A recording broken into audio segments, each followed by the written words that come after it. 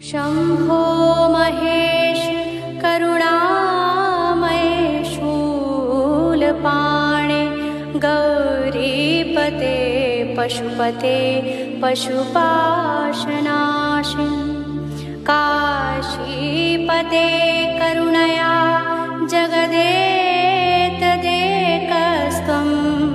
हंसि पासि विदधासि महेश्वरोऽसि त्वत्तो जगद्भवति देव भवस्मरारि त्वय्येव तिष्ठति जगन्मृड विश्वनाथ त्वय्येव गच्छति लयं जगदेतदीश लिङ्गात्मकं हर